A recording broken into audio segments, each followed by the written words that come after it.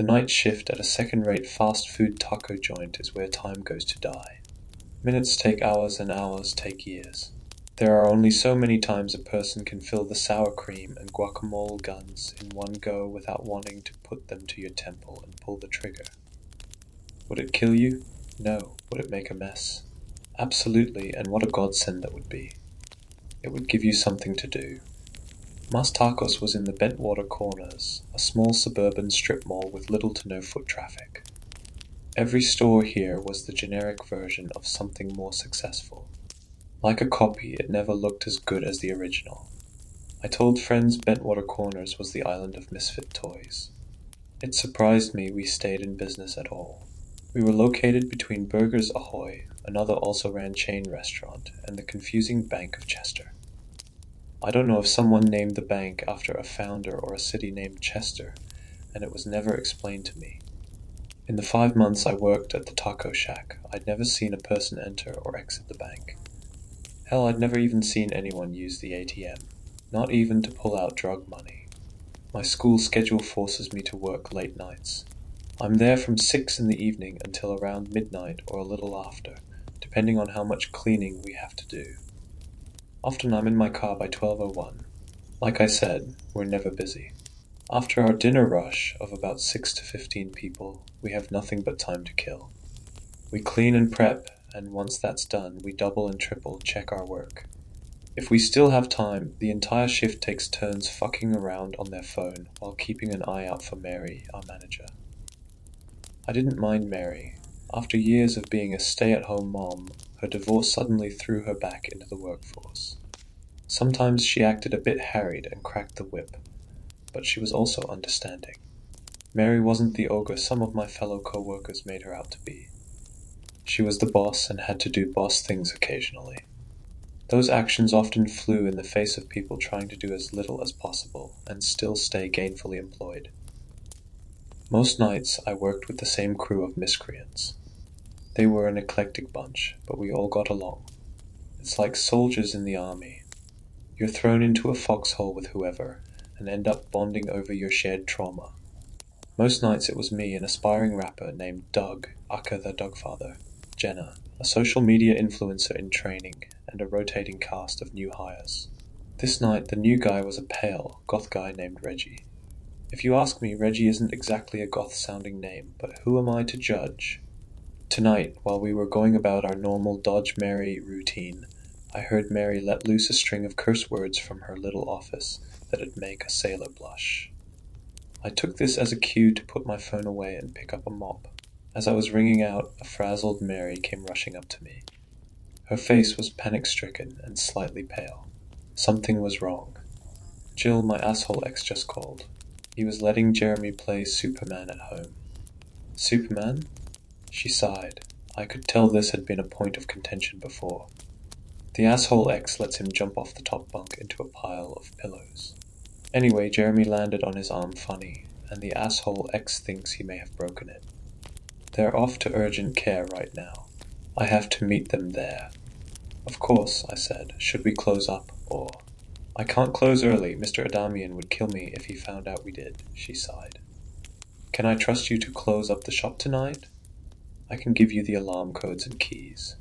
Her face was pleading as intensely as her words. I saw the worried mom look in her eyes and my heart softened. Of course, go be with your kid. Oh my God, thank you. I owe you big. It's family stuff, no worries. She gave me a quick hug and whispered, I can't trust anyone else. You're the only one here going places, present company included. Not true, I said, smiling. You're going to be with your baby. She gave me a friendly smile. Thank you. You're a hero. She ran back to her office to gather her things. As soon as she was out of sight, Doug sidled up to me. He nodded toward Mary's office. What did live, laugh, love want with you? I grinned. She put me in charge for the night. Doug laughed. Fuck, dog. This whole place is going to go up in flames then. Shut up, I said, punching his arm. How come she picked you? She should have picked me, he said, frowning. I laughed. I couldn't help it. Doug feigned offense. Shit, if I ran this place, I'd have us going toe-to-toe with Taco Bell in 2 weeks. People be beating down the doors to get our sopa de awesomes and sombrero taco boxes. Ah, and once I launched our new mascot, Mr. Taco. Sheet. We're rolling in dough, or tortillas as it were, before adding, and Mr. Taco. That's the best name you got. Gotta keep the names simple for Americans. We're simple people. Check this, though. Mr. Taco would have a huge sombrero and those bullet things across his chest. But instead of bullets, they'd be little tacos. Pretty slick, right? The taco guy would have smaller tacos as decorations. In a world of living, breathing tacos, wouldn't those little tacos be baby tacos? Kinda fucked up, Doug. Jill's right, the name needs work, Jenna said, joining us by the nacho station.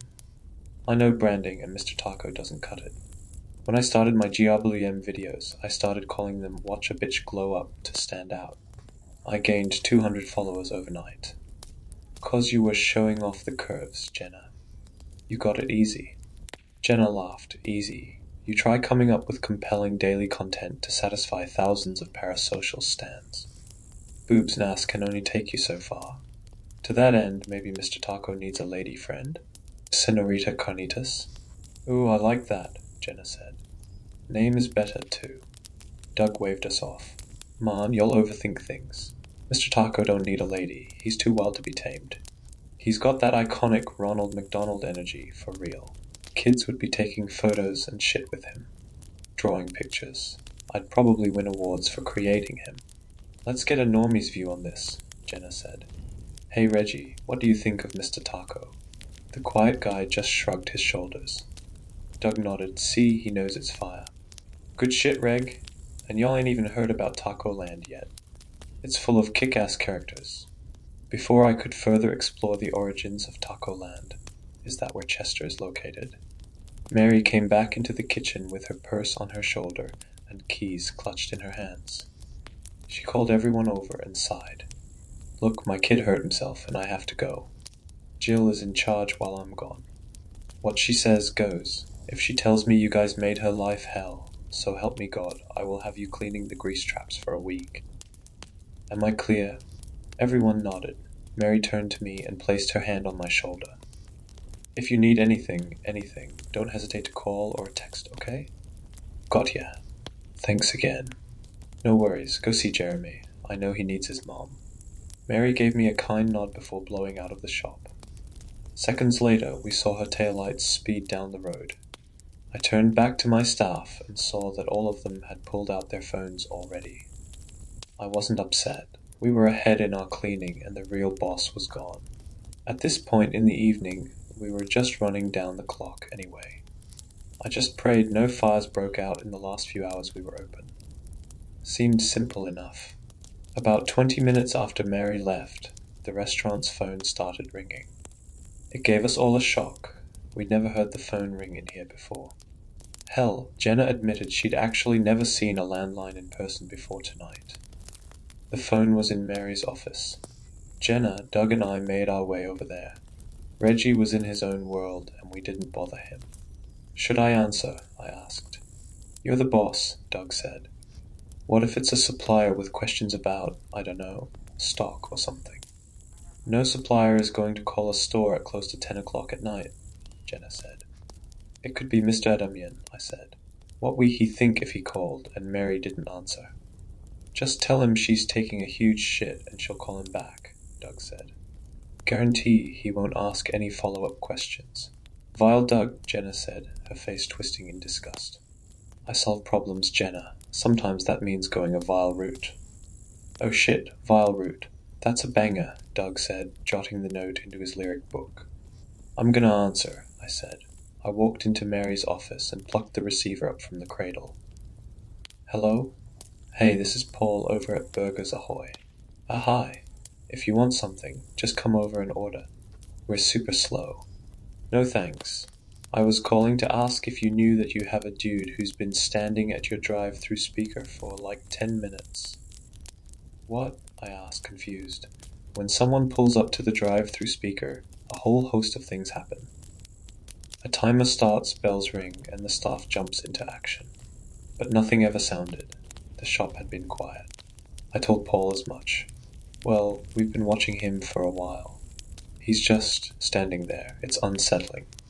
What's going on? Who is it? Jenna asked. Paul from Burgers Ahoy. He says someone's been standing at the drive-through speaker for 10 minutes. Why the fuck would he do that? Doug asked. You want me to send you a video?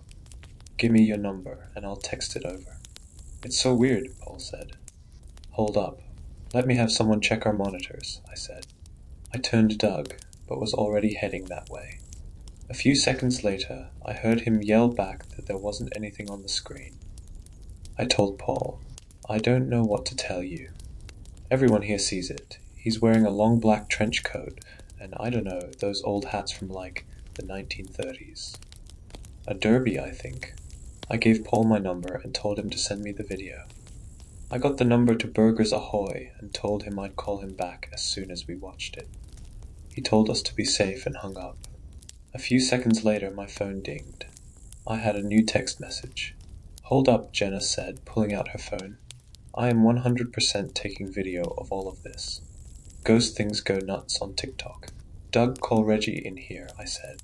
I don't know, man. That dude gives me the squirmy squiggles and shit. Maybe he's the haunted one? Come on, he's new and shy. You remember what it was like being the new guy here. He relented and went to grab Reggie. Once we were all back in the room, I pressed play on the video. The first image was the bright pirate-themed interior of Burgers Ahoy. Doug snorted. They need a mascot too. Let me guess, Mr. Burger, Reggie said to our surprise. We all laughed. Score 1 for the new guy, Jenna said, elbowing his arm. Reggie blushed. Okay, so like I was saying, Paul said on the video. This dude has just been standing by the speaker for 10 minutes. Not moving, not ordering, just standing and like looking all old and shit. Another employee at Burgers Ahoy yelled, Oh man, the taco place done have a ghost. The video was shaky and got worse as Paul zoomed in. Jenna let out an annoyed sigh. Get some basic camera control, will you, Burger Boy? Once the image of our drive-through came into focus, we all gasped. Sure enough, there was a man standing right next to our drive-through speaker. He looked just like Paul said, wearing a long black trench coat and a derby hat. We all jumped when the office phone started ringing again. After the initial scare, we all started laughing. Even Reggie smiled. I picked up.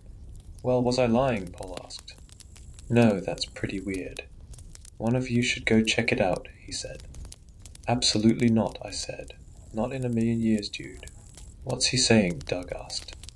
He said someone should go check it out. Oh my god, Jenna said. My thoughts exactly. If you go, you need to record it for my page, Jenna added. Yo, tag me in the description. I'm with Thadogfather too. There were 2 Thadogfathers? I asked. Yeah, and the fake Dougfather got 0 bars. Do you want me to go out with you? Paul asked. I'm curious. When did we decide I was going out? I said into the speaker.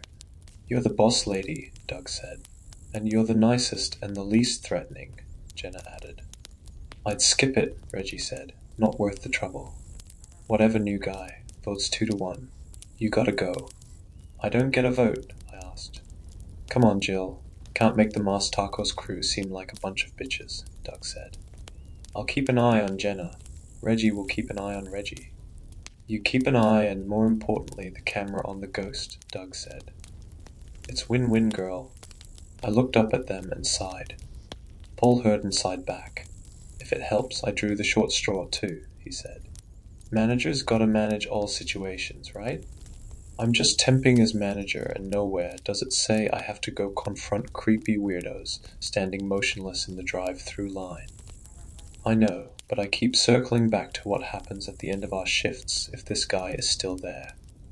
My guess is we both work with some people who aren't dealing from a full deck, Paul confided to me. That said, I don't want to see any of them get hurt. Fuck, he had me there. I didn't want to see that either. Is the guy still there? He's not showing up on our screens. Julie, is the guy still okay? Yeah, he's still there. Meet me in between the restaurants and we'll walk over together.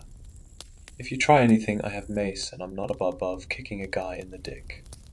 Paul laughed. Save that energy for the ghost guy. We hung up. My crew looked at me and there was genuine excitement in their eyes. I couldn't blame him. This was easily the most engaging thing that's happened to Mas Tacos since we introduced the churro shake. Okay, I started. I'm meeting Paul from Burgers Ahoy and we're going to go check on this guy. If anything happens, please call the police, and then Mary. Jenna held out her phone. I'm entrusting Sasha to you. Please get good footage. No shaky shit like your burger boy. I took her phone. He's not my burger boy. Maybe you should stay away, Reggie said. Where was this energy earlier? I asked, throwing up my hands. You ever dealt with anything like this before? Reggie asked. Have any of you? Oh shit, are you the little boy from The Sixth Sense? Jenna said. We all laughed, but it was more from nerves than the zinger. I've had some weird shit happen to me before. It could attach itself to you. Don't listen to the new guy, Doug said. This could blow up online. A haunted taco shop? Mr. Taco and Taco Land might become a reality if this hits. Just keep an eye on the monitor, I said. I'll record that so we can combine videos later, Doug said. He put his two hands together and formed a circle. Symbolic shit, he said with a cocksure grin. I think you mean symbiotic, I said, standing near the side door. Whatever English textbook, go meet a ghost. I walked out into the crisp fall night and felt a chill wrap around my body. I rubbed my arms with my hands and thought about anything warm. As I took a few steps away from the restaurant, the smell of burnt hair stung my nostrils. I gave my outfit a quick sniff, but it wasn't me. Before I could explore further, I caught my first glimpse of Paul heading over.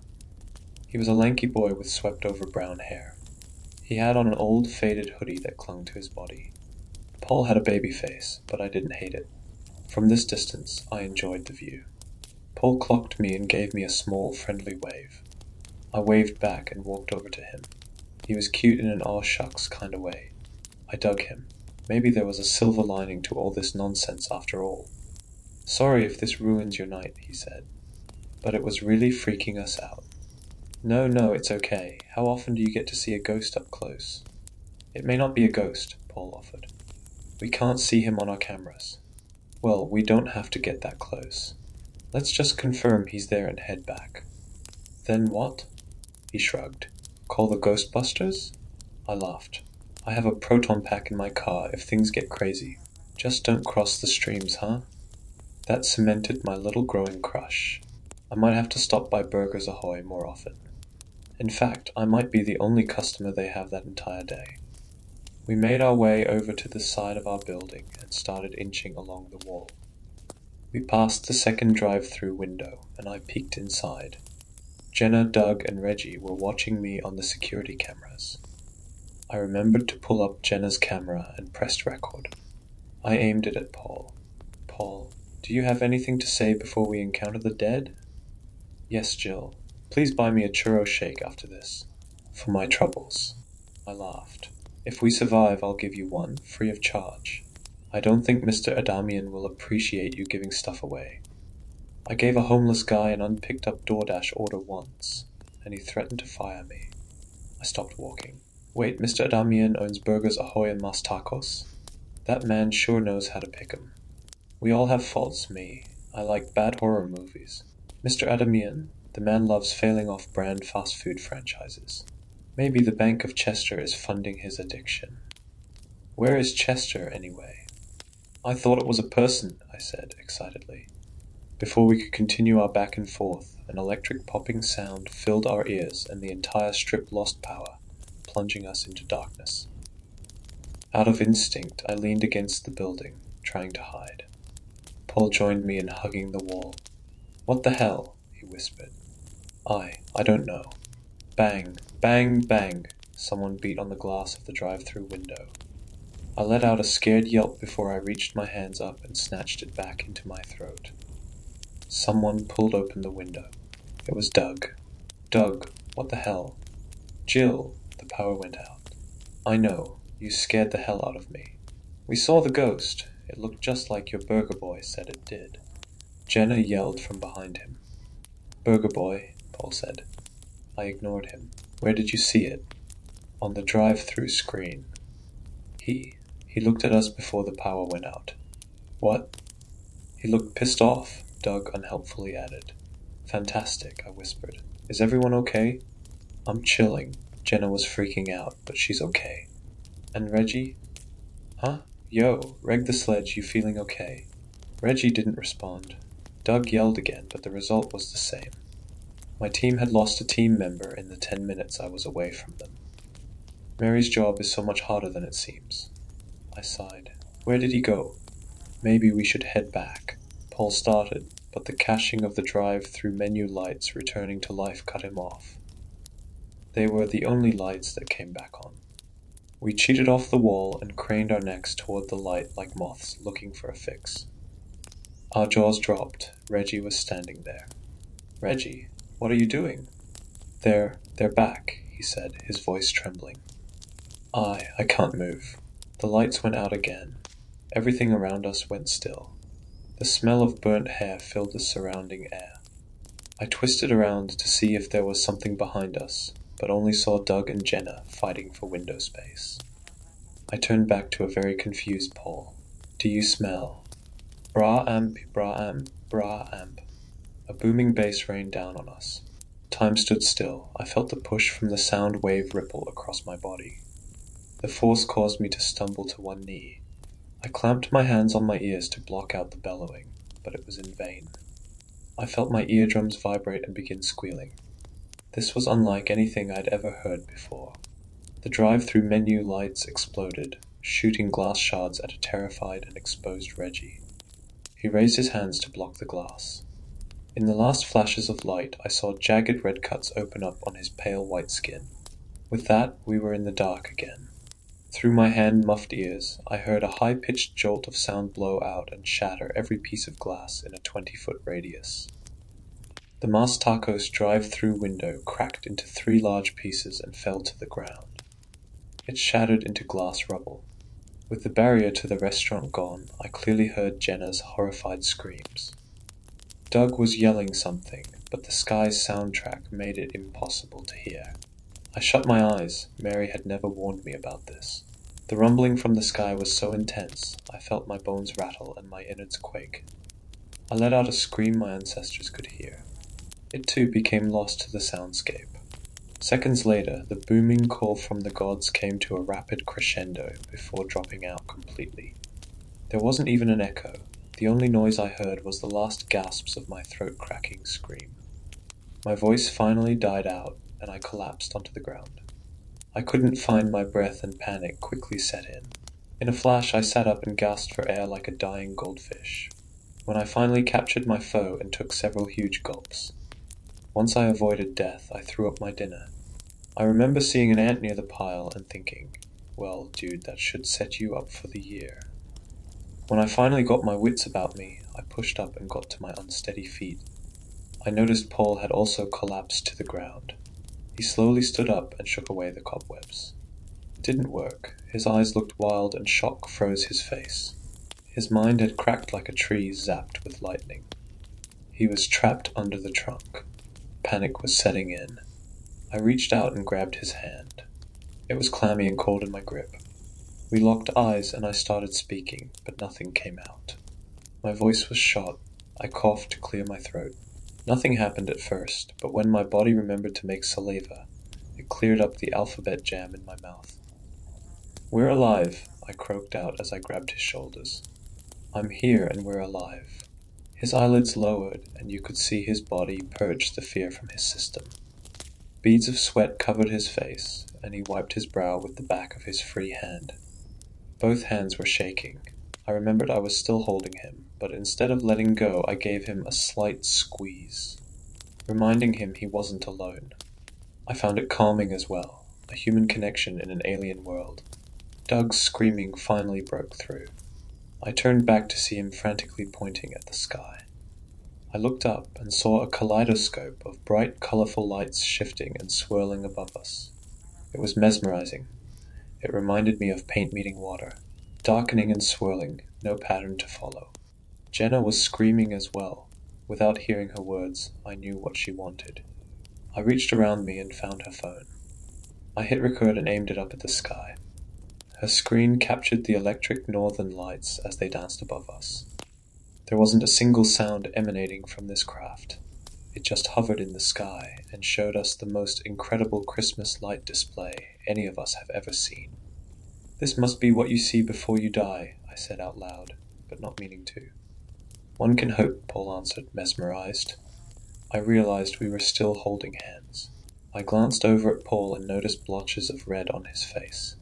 It wasn't bloody cuts like Reggie had sustained, but more like a sunburn. "Oh shit, Reggie. Where was he?" "Reggie?" I screamed. No response. I ran over to where he'd been standing, once again catching a whiff of something burning. Hair or some chemical.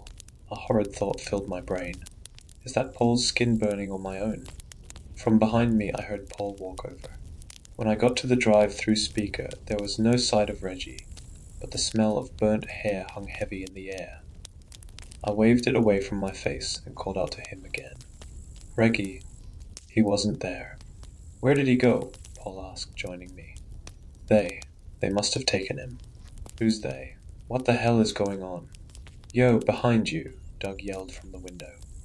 In the shadows of the drive-through landscaping, we saw 3 figures crouched in the darkness of the nearby bushes. The burnt hair smell wafted heavily from their direction. They didn't move an inch, even after Doug outed them. Paul took a nervous step back. "This shit ain't worth 12 an hour." I reached back and grabbed his arm, cementing him in place. "You can't leave me here." A crinkling sound emerged from the bushes. A rhythmic clicking answered the crinkles. 2 of the figures in the bushes moved slightly. The crinkling and clicking became more rapid, almost as if these 2 things were arguing. They went quiet again, the bushes shook, and the silent 3rd figure walked out. My eyes caught the growing intensity of the busted drive-through light bulbs re-illuminating. They were back from the dead. The shattered filament emitters provided enough light to expose what this thing really looked like. It was the Derby Man. Up close, what we assumed had been a ghost was, in truth, an actual creature. It appeared to be a man from the 1930s, but it was impossible to distinguish any specific facial features. It was an unfinished drawing. From afar, it was a person. Up close, though, that melted away. It hit the right notes, sure, but the song was off. At that moment, the idea of the uncanny valley came crashing into my frontal cortex. We fear things that look like us, but aren't us. This thing wasn't us, not at all. Paul reached for my hand and found it. We didn't move. Hell, we hardly breathed. The Derby Man took another step toward us. The closer he got, the more abnormal he looked. His face shared the same swirling watercolor paint that was saw in the sky. I remember thinking, why was he dressed like Philip Marlowe? In a flash, I wondered if the last time these things were here was during that era. His clothing would have blended in then, but now made him stand out. He came back, assuming he could mimic us, and discovered we'd changed. "The fuck is this?" Paul asked, his voice wavering. He tightened his grip. The thing before us chittered and crinkled as if it was responding in a tongue neither of us knew. It took a step toward Paul, and I felt his body brace to run. I squeezed his hand, a subtle reminder we were attached. "Don't make any sudden movements," I cautioned. "We don't know what they want." The Derby Man stood in front of Paul. It looked him up and down. It reached into the pocket of the trench coat and pulled out a small handheld device. At first blush, we both thought it was a weapon. Then a puff of smoke burst out and settled around us. It smelled like burnt hair and freshly cooked donuts. At any other time, these 2 concurrent smells would repulse anyone. But at this moment, they smelled amazing. My body relaxed, the tips of my fingers and toes went numb. I had to remember to squeeze Jenna's phone tight, or else I would have dropped it. Oh my god, I still had her phone.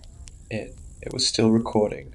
I swallowed hard and tried to not let on that I was doing anything clandestine. I wasn't sure what I had captured up to this point, but I knew that Jenna's follower count was about to swell like a tick on a sleeping dog. The creature twisted its hand, and a glass lens appeared. The Derby Man punched a few buttons and a red horizontal laser shot out the front. Paul flinched but stayed put. The laser scanned him from head to toe and then winked out. The derby man crinkled, chittered, and clicked at us.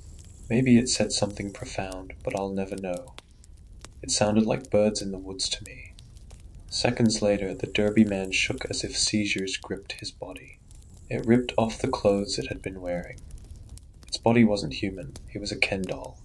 Paul and I both took a few steps back, wondering if this thing was going to explode. Would it attack? Kidnap us like it had Reggie? Instead, the tearing of flesh filled the air. Rips opened up across the watery painted face and down his human-looking skin. Blood spurt from burst-open veins. That's when it hit me. It was shedding. The husk landed on the cement with a wet slap. Seconds later, the lump of blobby skin dissolved into nothing. We turned our attention back to the creature. The bloody pulp moved around, and a new form emerged from the ether. It looked exactly like Paul. The thing chittered again. His voice had deepened. They pressed another button, and the musky donut smell dissipated. My mind cleared, and the terror I'd been feeling rushed into the void. The two beings that had been hiding in the bushes emerged. One looked strikingly like Reggie. The other like me. My body went liquid, and I started to faint.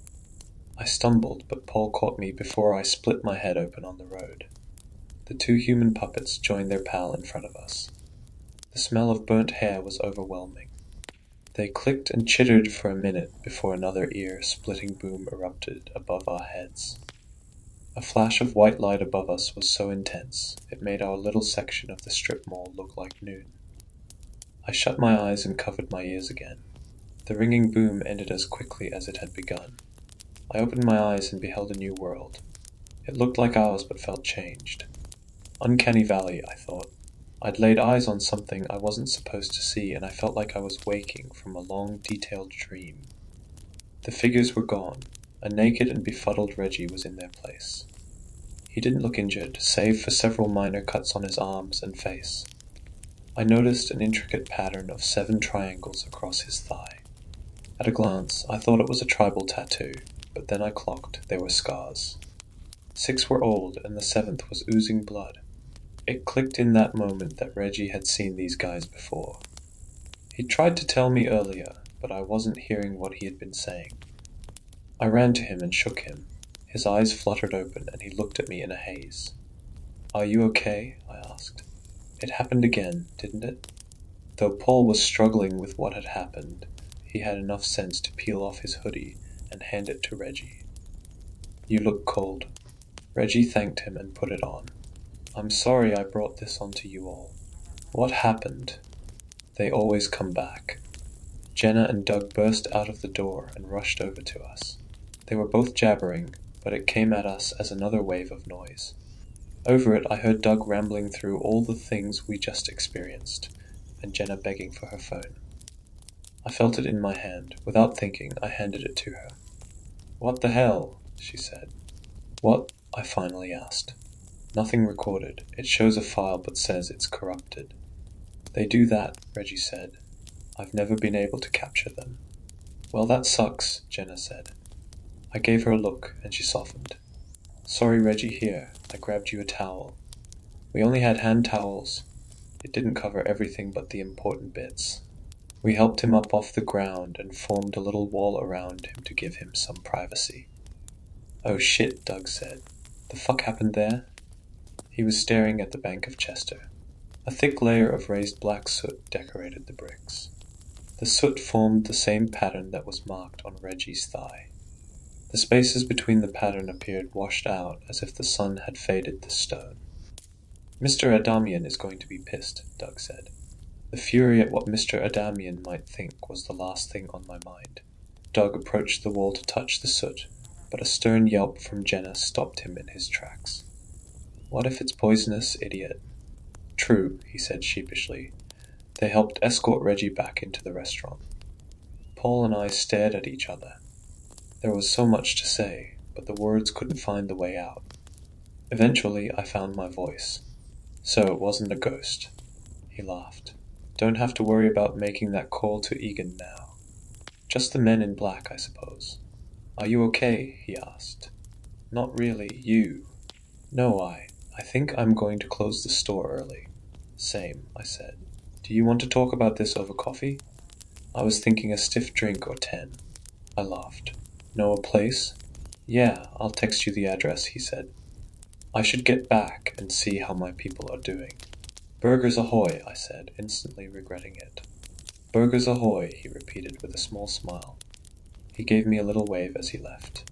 I walked back towards Mas Tacos and started laughing. Not because anything was funny, far from it, but because my mind and body didn't know how to respond to so much simultaneous stimuli. I was a mess, sure, and dreaded the future conversations with Mary about what had gone down tonight. But I was moving forward, and that's all I could ask of myself at the moment. There'd be a realization, tears, and nightmares later, but I wasn't letting that get to me. I was in survival mode, keep marching. Work now, cry later. The smell of burnt hair filled my nostrils again. I turned back and scanned the shadows, but nothing stood out. I listened for either chittering or clicking and heard neither. In my gut, I knew they were still here. Watching, waiting, taking stock of us. How had we responded? Would we fight them? Which of us would be the next Reggie?